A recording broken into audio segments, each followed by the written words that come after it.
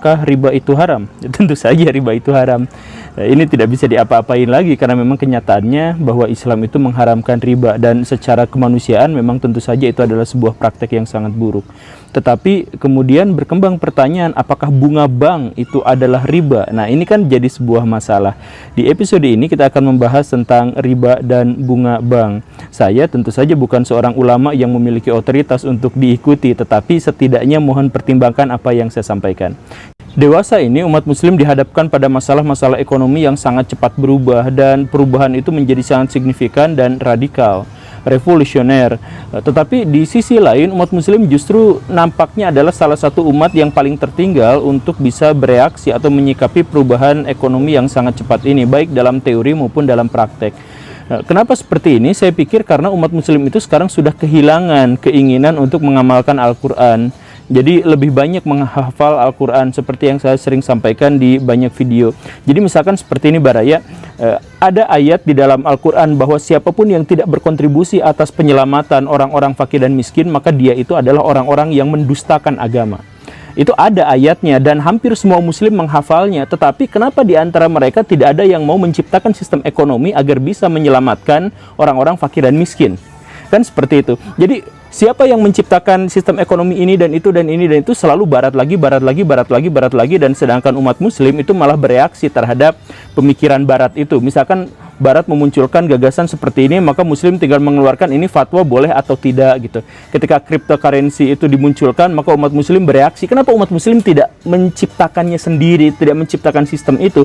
Kan kalau mau mengamalkan Al-Quran, yaitu untuk mengantaskan kemiskinan, kalau tidak seperti itu maka disebut pendusta agama. Maka umat muslim itu harus membuat sistem ekonomi, harus membuat teori ekonomi, gagasan ekonomi. Kan seperti itu.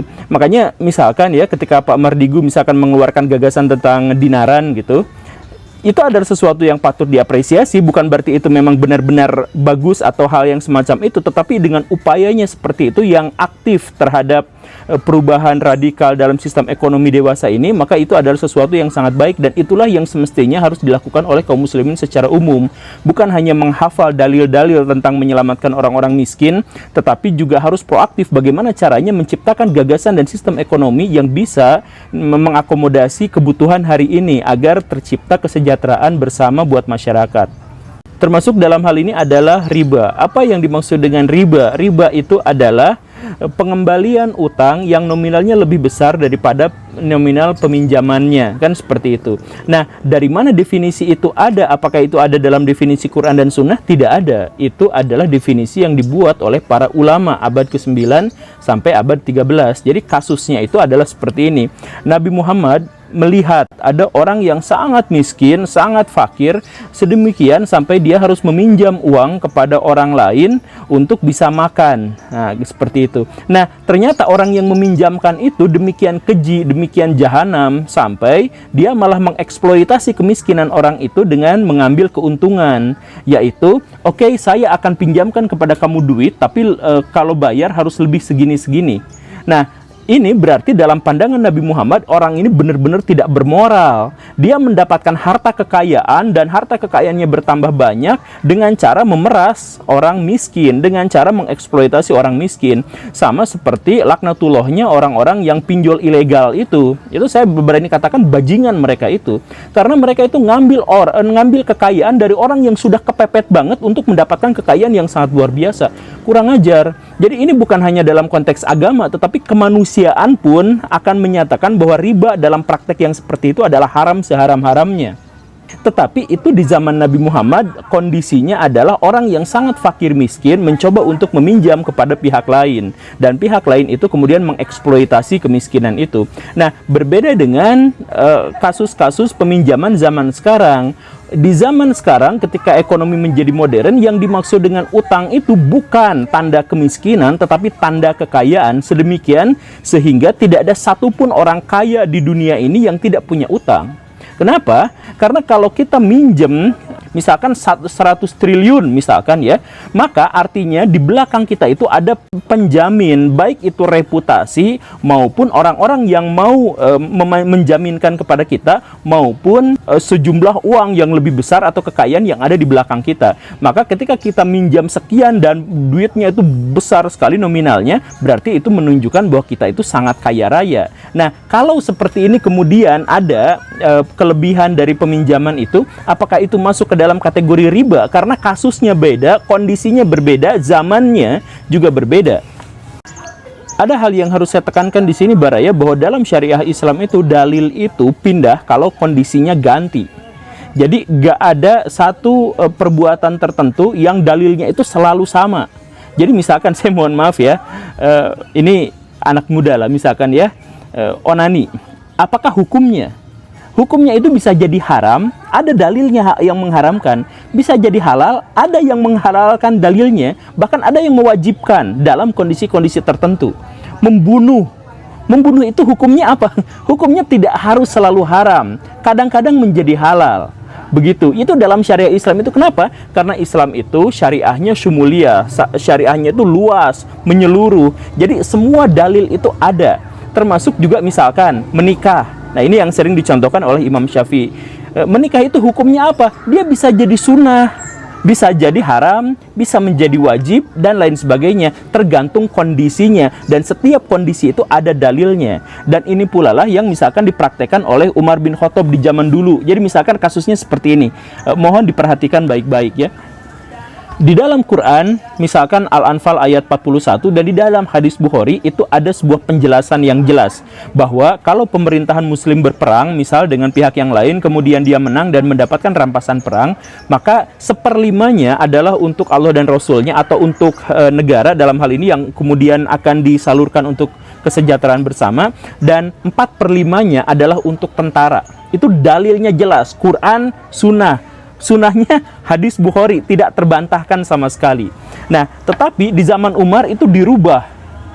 Jadi kata Umar, kalau terjadi perang, kemudian kita menang dan kita mendapatkan rampasan perang, maka yang seharusnya dilakukan oleh pemerintah itu adalah mengambil seluruh harta rampasan perang itu, kemudian mengembalikannya kepada para pengelola sebelumnya. Dan pengelola sebelumnya itu dikenakan pajak jizyah. Sedangkan tentara-tentara itu tidak mendapatkan 4/5 dari kekayaan itu, tetapi mereka mendapatkan gaji rutin dari negara. Ini bukan benar-benar mengubah syariat Islam, tetapi memang syariat Islam bentuknya seperti ini. Kalau ada kondisinya berubah, maka dalilnya pun berubah, karena Islam itu luas. Semua kondisi insya Allah akan ada dalil yang menjelaskannya. Nah, tapi dengan cara apa? Harus dieksplorasi dengan cara istihad. Inilah yang tidak ada di zaman now. Jadi Umar itu pada waktu itu tidak benar-benar lepas dari syariah, tapi dia mengganti dari dalil surat Al-Anfal ayat 41, diganti menjadi Al-Hasyr ayat 7-10 yang menjelaskan bahwa kekayaan itu tidak boleh ditumpuk pada satu pihak dan negara tidak boleh mendukung penumpukan kekayaan pada satu pihak. Seperti itu. Ya, walaupun pada waktu itu memang sempat bersetegang. Jadi tokoh-tokoh senior di antara para sahabat itu sampai protes keras terhadap Umar bin Khattab. Jadi ini juga sebuah tambahan yang harus saya jelaskan Baraya, bahwa kan kita itu sama guru-guru mengaji sering dikatakan bahwa Umar bin Khattab itu tegas, keras, dan bikin takut sama orang-orang gitu ya, intimidatif sekali wajahnya gitu dan karakternya. Sebenarnya tidak seperti itu Baraya. Umar itu takut pada sahabat-sahabat dan yang dia anggap lebih dekat kepada Nabi Muhammad. Jadi Umar itu misalkan takut dan segan kepada Abu Bakar, kepada Ali, kepada Bilal, itu takut Umar itu. Nah, dalam kasus ini Umar itu berhadapan dengan Bilal. Menurut Bilal, kembalikan ayat yang sebelumnya, Al-Anfal ayat 41 itu. Nah, itu Umar sampai berdoa, ya Allah selamatkan saya dari Bilal, karena takut Umar itu pada Bilal. Nah, untunglah pada waktu itu istihad Umar ini kemudian didukung oleh Utsman dan Ali. Nah, Ali ini langsung kan, oh Ali mendukung saya langsung. Ali ayo itu hadapi Bilal.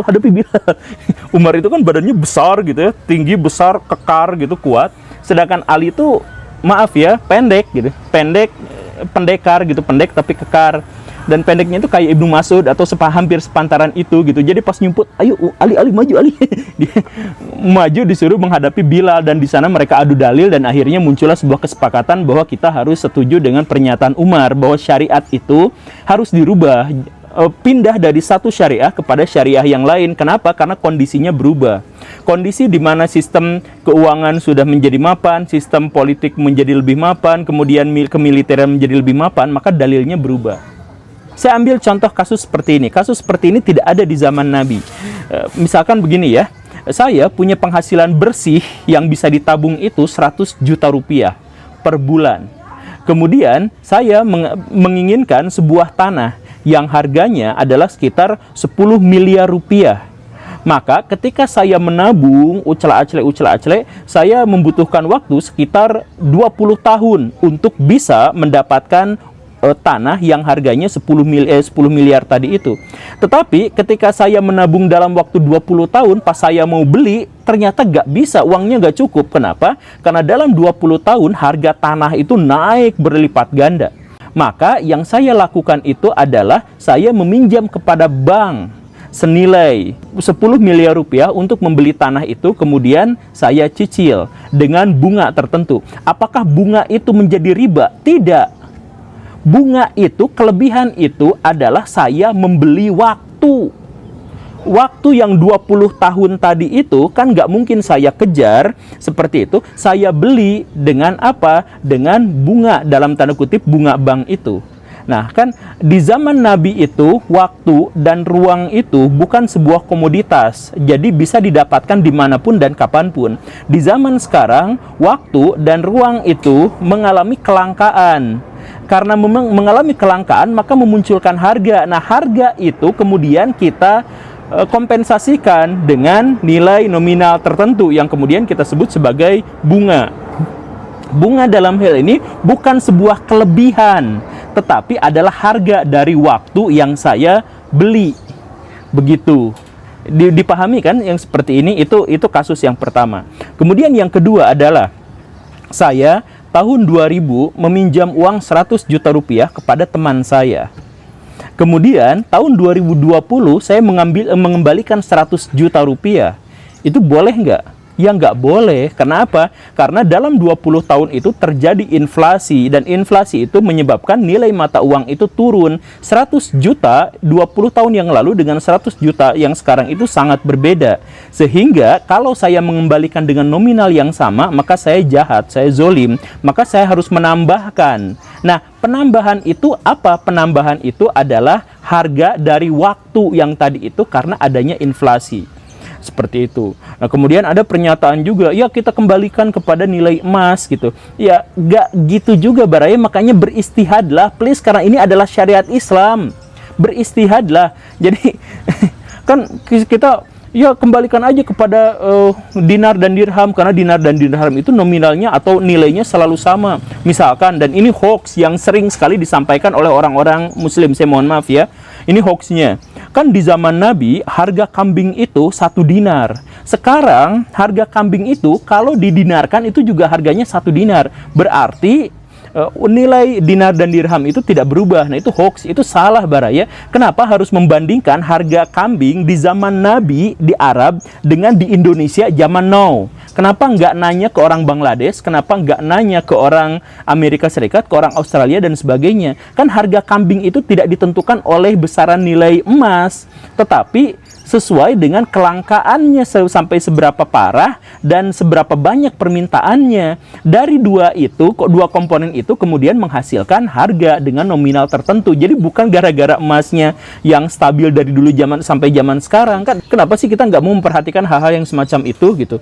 Makanya mari kita kembali kepada Quran dan Sunnah, yaitu dengan menghidupkan kembali istihad. Istihad itu artinya setiap kondisi tertentu, setiap zaman tertentu, setiap situasi tertentu itu ada dalilnya, itu ada penjelasannya.